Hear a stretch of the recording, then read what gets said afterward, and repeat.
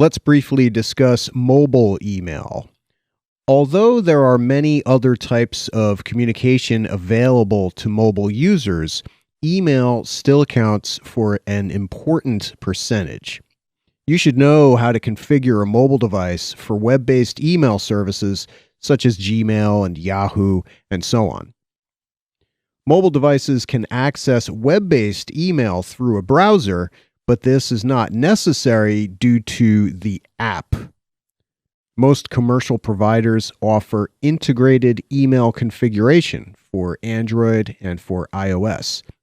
For example, most Android-based devices come with a Gmail application built in, allowing a user to access Gmail directly without having to use the browser. Attached services such as contacts and calendar are also included in a single sign-on manner, an SSO manner. Connecting to these services is simple and works in a fashion that is similar to working on a desktop or laptop computer. Choose the type of provider you want to use, enter a username, which is the email address, and the password, and on Apple devices, an Apple ID may be required, and then the user will have access.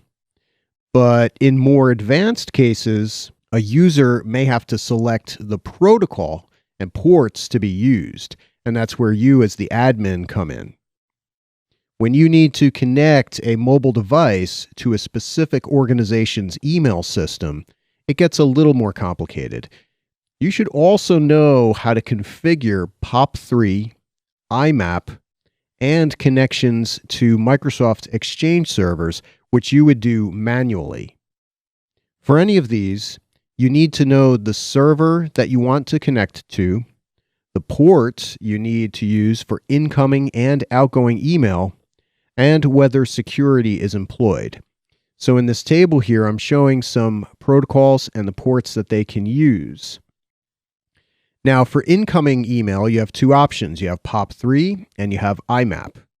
POP3 is definitely the most common.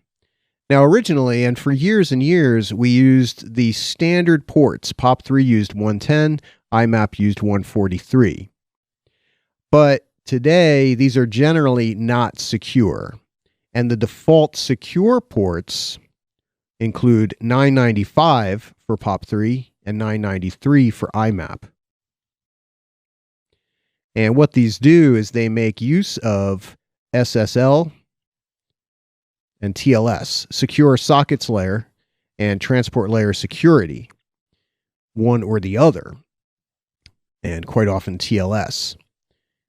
And that's for both of these, for POP3 on 995 and also IMAP on 993. And so these are your two options, your two main options for incoming mail. But then there's also outgoing mail. And generally the default for that is SMTP, Simple Mail Transfer Protocol. And for years and years, the port for that was port 25. But nowadays, you want to have some type of security. Again, SSL and TLS. And so you'd either use 465 as the port or 587. And that'll depend on what your provider uses or what you as an administrator select or what your program wants as a default and whether or not you're using SSL or TLS. But keep in mind that you can use other ports as well, and you can secure other ports. These are just the default options. So you should know these ports for the exam. Now here we have an example of a manual setup of an email account within Android. And at this point, we're at the incoming server stage, and we're selecting POP3 as opposed to IMAP. So the POP3 server, you need to know the name of the server. In this case, it's secure.dpro42.com. So it's a server called Secure on the dpro42.com domain.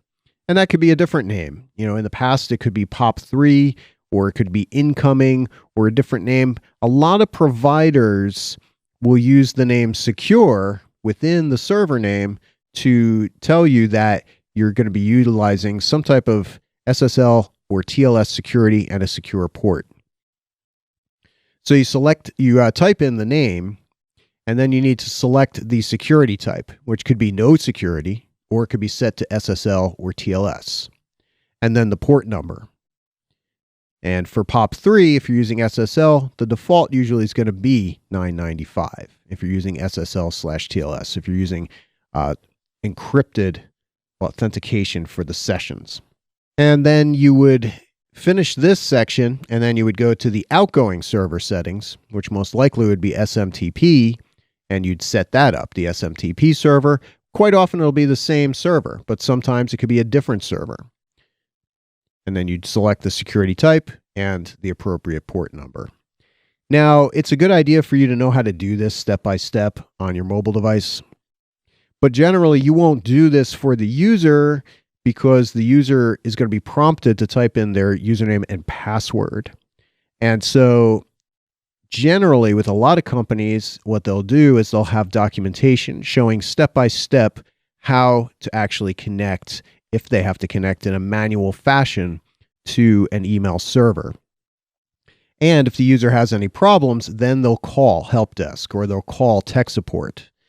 And you, as the tech, need to know the step-by-step process. You need to know the documentation. You need to know the server name, the security type, the port numbers that you'll be using, so that you can walk that user through step by step and be able to help them to connect to their email account. So that's a little bit about mobile email. Definitely go ahead and test that on your device within Android and or iOS. And that's it for this video.